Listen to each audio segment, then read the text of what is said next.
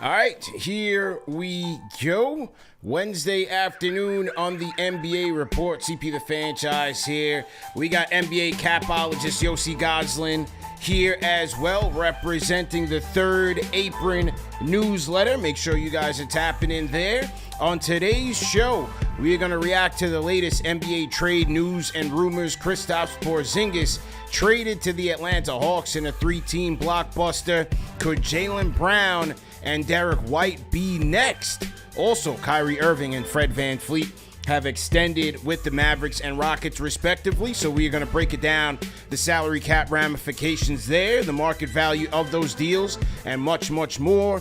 You can call us up on the NBA Report Discord with any questions, comments, concerns, regrets, everything in between, man. Lock in, hit the like button, hit the share button, and subscribe to the channel. Today is also NBA Draft Day. NBA Draft coverage starting at 8 p.m. on ESPN. So make sure you guys are locking into that as well, man. Action-packed day on the NBA off-season front. Salute to everybody in the chat. All right, man. Yossi, how you feeling, man? How you feeling, bro?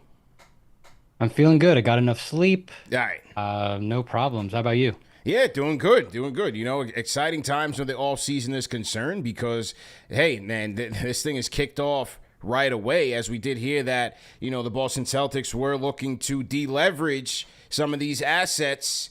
What do you think about this one, man? Boston, Atlanta, and Brooklyn.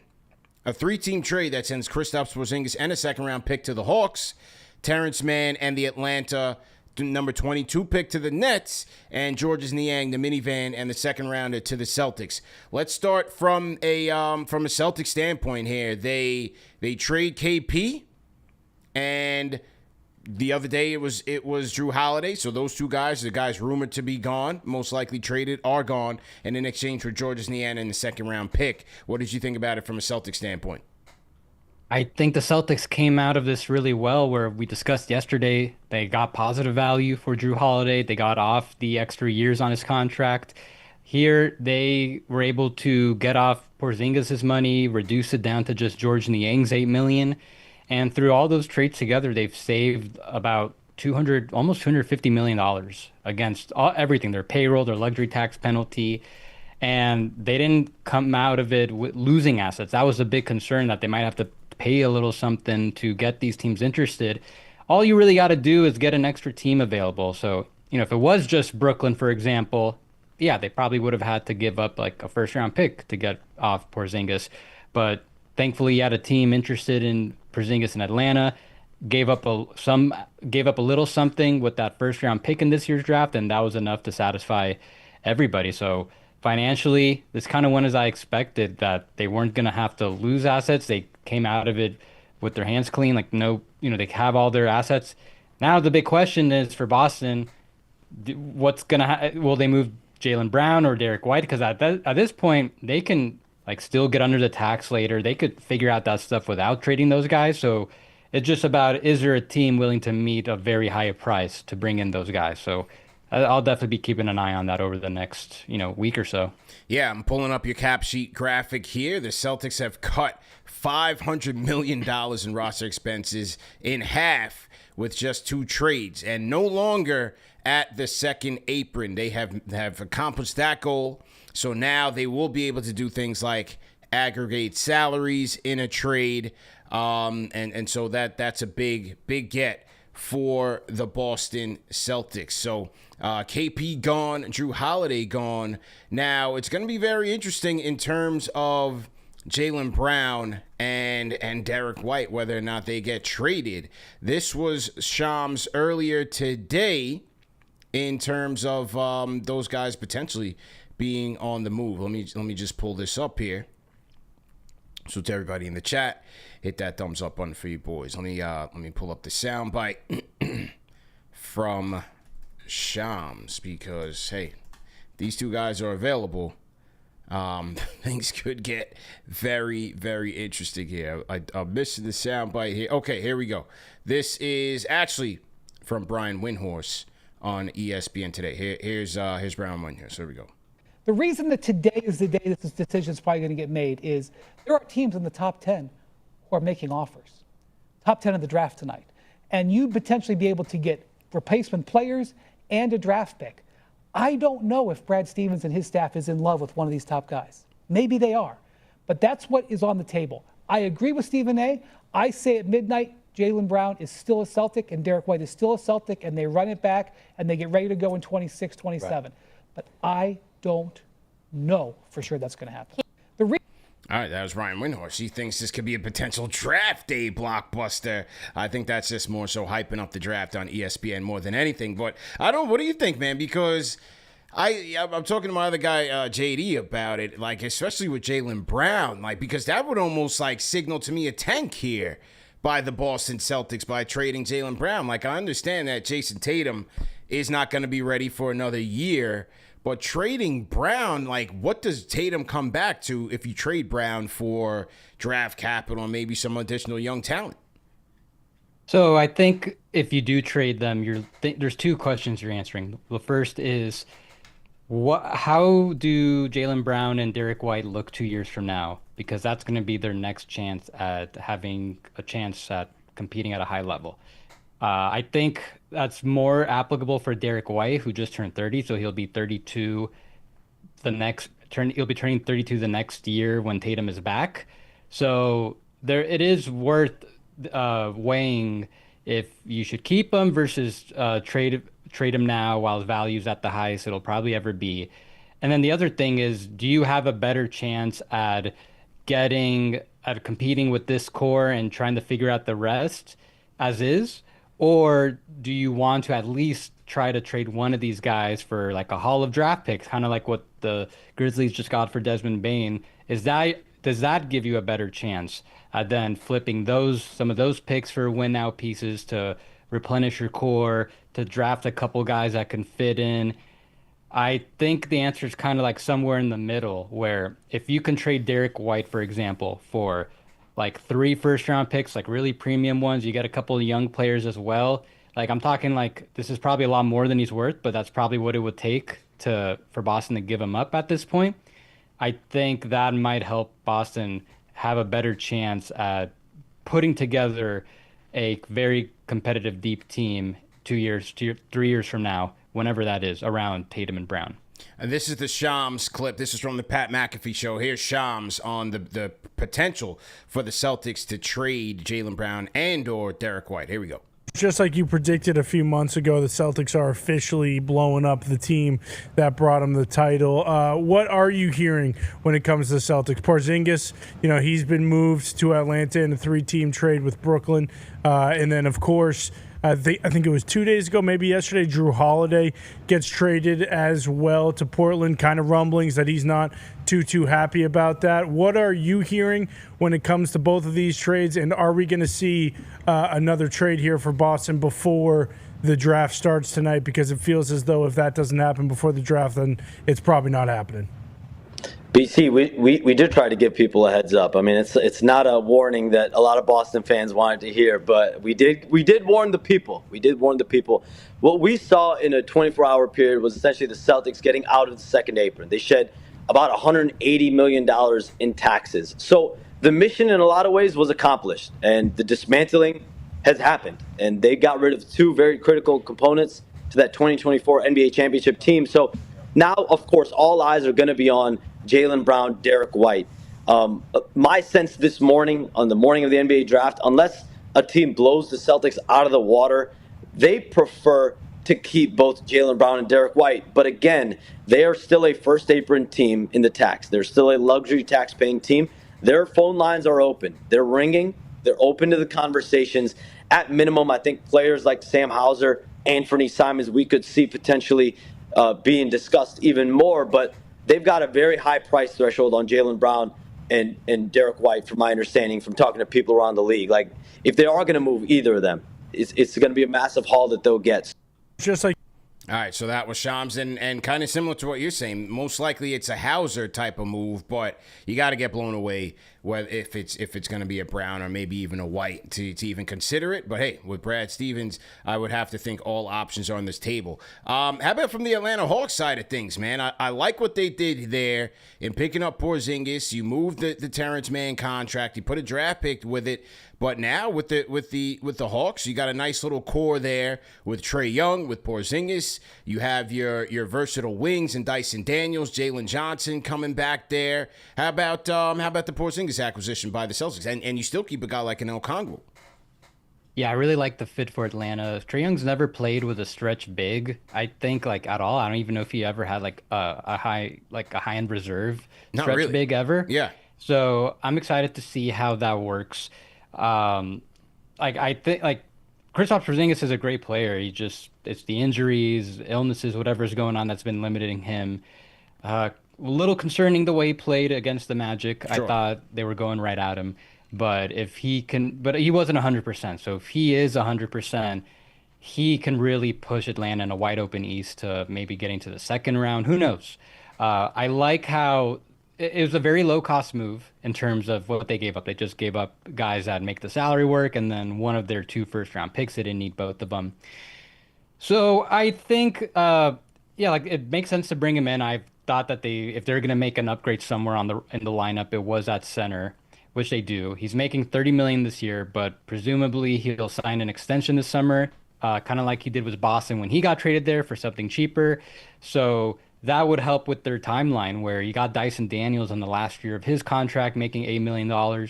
He's going to get a big raise after this season. So now you could kind of like flip him, I suppose, like get Kristaps to get something maybe like low 20s, something like that. And then you've got Dyson probably making, late 20s, $30 million a year. I haven't really looked. Probably something like that. So they have their center, assuming they extend Porzingis, they've got their center rotation secured. And they're not done. They've got more avenues to upgrade the roster. They've got a big $25 million trade exception. They've got their mid-level exception. So, pause there on the trade exception. Just explain how that happened. How did they get that as a result of this trade? So to get Porzingis, all they needed to do was trade Mann and Niang. That was just enough to get to Porzingis' number. All of these trade exceptions that they have, like the $25 million one, they got that from the DeJounte Murray trade. Okay. And then they already have another existing like $13 million one. So they're not going to use all of it. They can't maximize all that spending. That will put them over the tax. My feeling is they're probably going to re-sign Karis LeVert.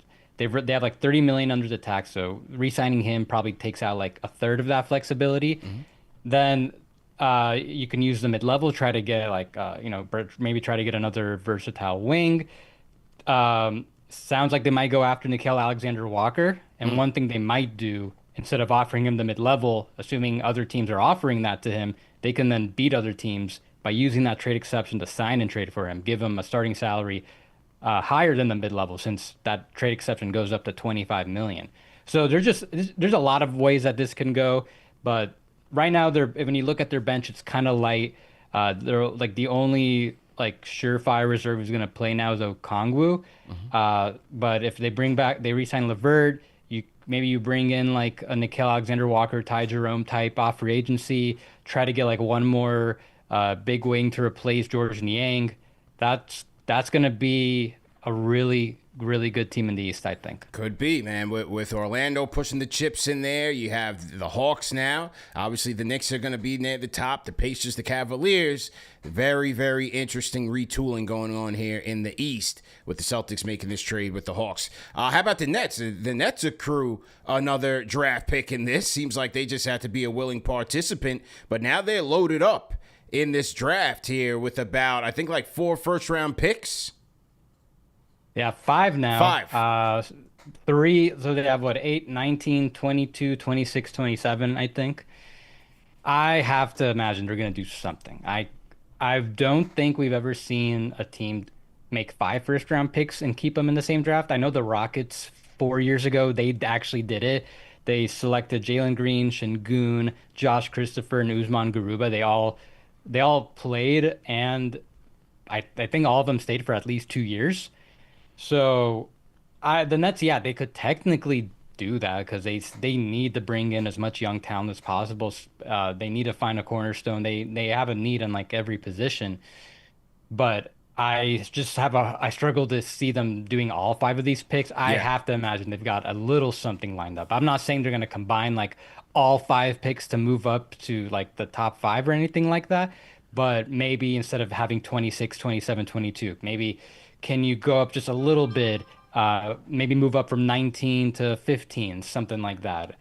Uh, if they can come, if I'm them, I probably don't want to have more than three. So let's see what they do. But I have to. I'd be surprised if they don't have something, at least one trade up lined up. Yeah, well, I'm with you, man. And, we'll see with number 8. Are they angling for the Ace Bailey thing? Ace Bailey trying to torpedo his draft stock. They're saying he's trying to dictate where he goes. Is it a Brooklyn play? Do they package up some of these later teens into the 20s picks, try to move up to find him a running mate? Hey, Brooklyn is looking to retool here. It's going to be interesting to see where they go. From a roster build standpoint. So interesting stuff there by the Brooklyn Nets. Salute to everybody in the chat. Hit the like button, hit the share button, subscribe to the channel. NBA Report here, CP the Franchise. We got Yossi Goslin. Check out his newsletter, The Third Apron.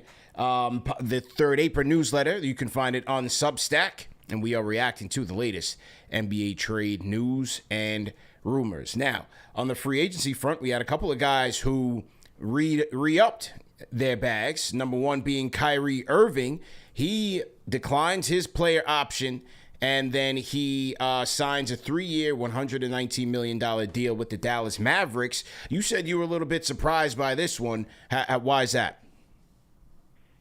Or was it VanVleet? What do you think about the Kyrie one?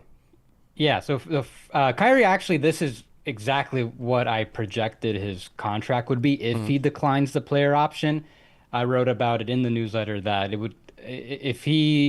would make sense if he could try to add on a couple more guaranteed years, but in exchange give the Mavs like a slight discount off that $43 million player option. So he does that. It'll probably be starting at around 27. That's like the lowest he could do under 3 for 19.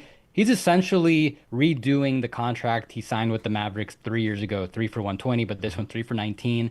And it's going to give the Mavericks a lot more flexibility below the apron because they were above the second apron before this. Had he picked up that player option, that means that the Mavs would have had to trade someone to get below it and get a little more flexibility. It would have costed them like some picks, and they don't really have any picks to trade. I think they only have like 1 second-round pick. They don't really have that many first, and it doesn't really make sense for them to trade first. It's just to get below the second apron. So this was a very fair compromise. For Kyrie, this is a really good outcome considering he's starting the year with an ACL injury at 33 years old, I think. So both sides needed each other. They worked something out, makes sense. And now the Mavs also open up that tax pyramid level, that $5.7 million.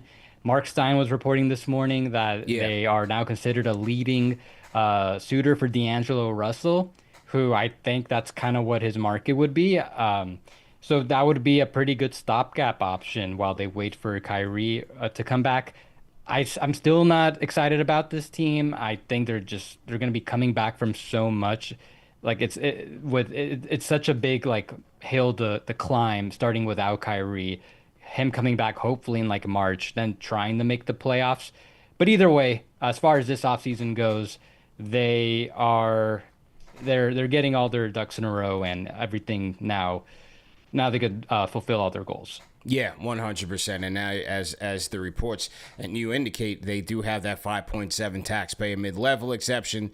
Some people had penned Chris Paul for that. Now Mark Stein is saying D'Angelo Russell. He's a bit more tapped in with the Mavericks in terms of their thinking and their strategy. So maybe it's a D'Lo going to Dallas. But as you said, yeah, hey, Cooper Flag should be exciting for them. So it'll be interesting to see what happens and who their coach will be because they're losing assistant coaches left, right, and center. Jason Kidd stuff has been kind of quiet. Is he going to get an extension or not? Is he going to leave and go to the Knicks? So going to be interesting to see what happens with Dallas. I think we're going to have more clarity after they make this pick of Cooper Flag. Maybe by Friday, by Monday, we'll start to hear who exactly is going to be coaching the Mavericks and what direction they're going to go in. Yeah. As for Kidd, I mean, a lot of the other coaches that they've gone after Udoka, I forgot who else they got extensions Donovan, after Billy the D, Knicks. Billy Donovan. Yeah, Billy Donovan, and there has been reporting that the kid's probably going to seek an extension. So the longer he doesn't get one, I mean, the less likely the kid noise is going to go down. Yeah, that's right. I agree with you 100% there. Okay, let's talk about this one. This one is Fred VanVleet. Fred VanVleet's deal with the Rockets is for roughly $25 million annually. What's the aggregate here for VanVleet? Let me pull it up.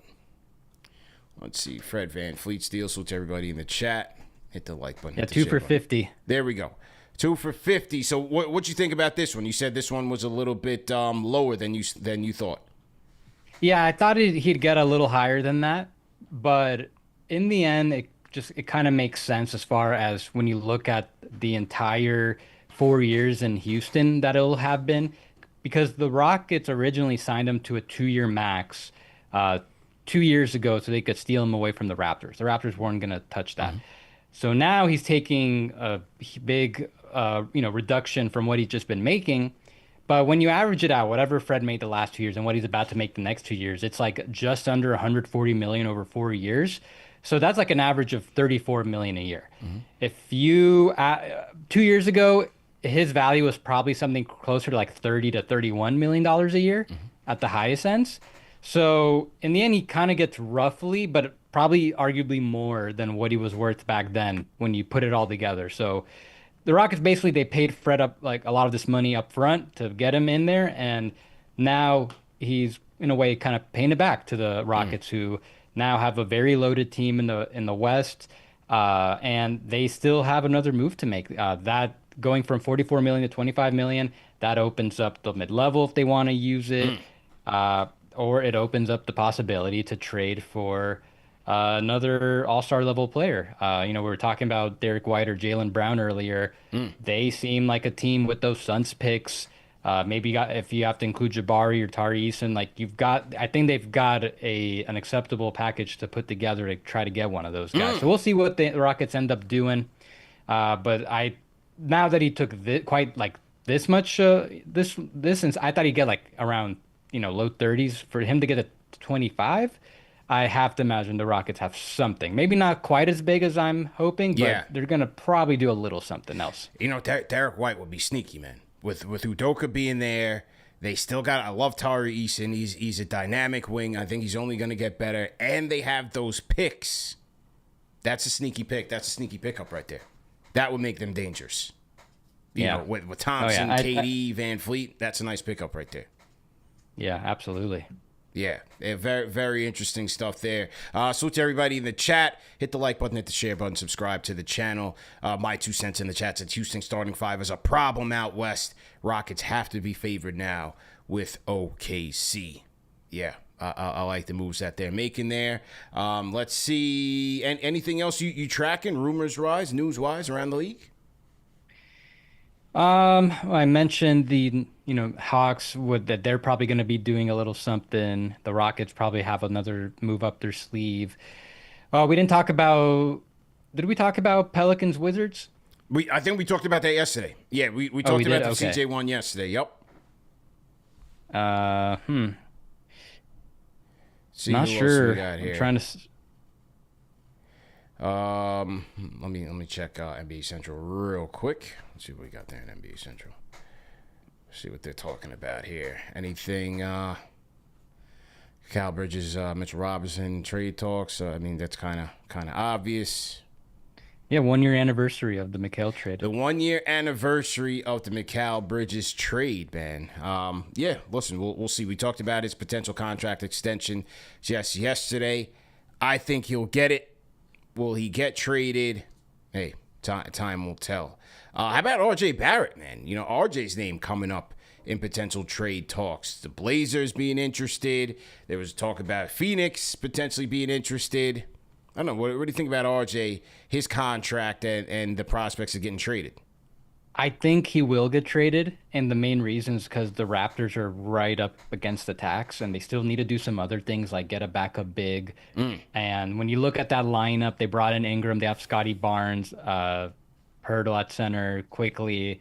I think the most expendable guy at that point is RJ Barrett, especially when you also have guys like Grady Dick, Ochai Agbaji, Jacoby Walter that you want to elevate.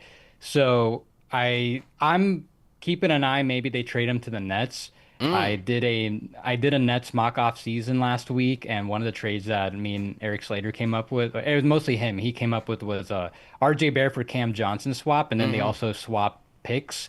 I don't know which pick it was exactly, but basically Raptors trade down, but then also go from Barrett to Cam Johnson, who brings another shooter, but Cam Johnson makes a lot less than RJ Barrett. So you fill a couple needs if you're the Raptors and save the money. So yeah, that's a destination. I feel like out of all the trades that I kind of like floated, fake trades I floated, that one I could really see happening, and that would probably be like a today trade. Wow, interesting then. Yeah, could RJ be coming back to New York, reclaiming the Broadway Barrett nickname that I gave him as a rookie and as a New York Knick, man. That was my guy.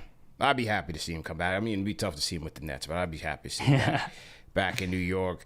How about Kuminga, man? Like, what is the market looking like for Jonathan Kuminga here? There's talks that the Heat might be interested. I can't figure out who this guy is, what the market looks like, and what is projected to be. I don't know, man. What do you think about the Kuminga stuff?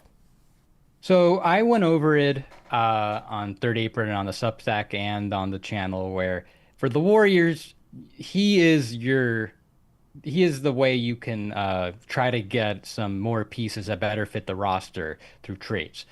Because the Warriors are going to have a pretty tight budget. They're paying Curry $60 million. They're paying Butler $55 million. Draymond's making like $25 million. So it's going to be hard for them to do stuff like use the mid-level or trade for guys under contract. But if you can sign and trade some of your free agents like Kuminga, like Gary Payton, like Kevon Looney, kind of like what the Knicks did last year when they traded for Cat, they made a like fake outgoing salaries, so they were able to increase the payroll. I think that's what the Warriors are probably trying to do, and that is the best case scenario with Kuminga. Otherwise, you probably just resign him and hope to trade him later. But let's say like a team like the Bulls want him. I mean, there are reports that the Bulls are interested. I that's something that like I don't think it makes like the most sense, but like I understand like why the Bulls would be interested in Kuminga. Maybe there's something like you can send back guys like Vucevic, who was linked to the Warriors, or Kobe White, I think would be a good fit. Lonzo Ball. I'm not saying all of them, but maybe there's something there that can be done where the Warriors, they're able to deepen their roster, get some better pieces, and Kuminga gets paid in the process and gets to a better situation for him. Yeah, it's not going to be with Golden State for sure. He was not happy there. His role was in and out. He's starting. He's on the bench. He's not even in the rotation. So I'd like to see him spread his wings a little bit. Hey, maybe it's the Nets. Maybe the Nets go out there and try to bring a guy like a Kuminga, as we just talked about, with RJ Barrett. So let's see, man, because I'm interested in seeing, what he's truly going to be at the NBA level. Yeah, going to be interesting, man. Jonathan Kuminga. So that's that for today. Let's see what tonight brings. I'm sure there will be plenty more action, and hopefully we reconvene tomorrow, man, and dissect some of this stuff, man. But great job as usual. Let the people know where they can find you, Twitter, newsletter, all the good stuff, man. Make sure to subscribe to Third Apron newsletter on Substack. A lot of salary cap analysis, and then the Third Apron podcast, where kind of like this, I'll be breaking down the moves as they happen. And yeah, Twitter, Blue Sky, my name, Yossi Goslin, where I have even more like instant salary cap analysis and all the transactions, some nice graphics to visualize everything. Best time of year to follow me, and even put me on notifications, I'd say. Yeah, and did you say capsheets.com? Oh yeah, and then capsheets.com, that's my website where you can see all my salary cap information, which I update to the minute, so you can see where your favorite team is in relation to, whatever threshold is applicable, the tax, aprons, all that good stuff. And like we said, man, this is a call-in show. So if you guys ever want to call in, talk to Yossi, ask him questions, off-season questions, hit us on the NBA Report Discord. The link is right there, bit.ly/NBA Report. Sign up for the Discord, and you can call in in the live show, in the guest lounge. You guys can call in and we'll drag you in, and you guys can call in with your takes. If not, you can leave us a comment under this video with any questions for Yossi, and he can answer it either via Twitter or on the next show. All right? You guys can also catch this show on all audio podcast formats, so no reason to miss it. You can catch it in audio if you miss today's show. But Yossi, great job. Salute to all my guys in the chat. Rare Edition, JJ, My 2 Cents, Michael Powell, Creative, Lou Gamba, JT Riddick. Shout out to Will Latimer, Daniel Bolsajor. Appreciate everybody in the chat for your contributions here. Eric L. Beats as well, man. Musa Ahmed. We'll see you guys tomorrow, man. Peace.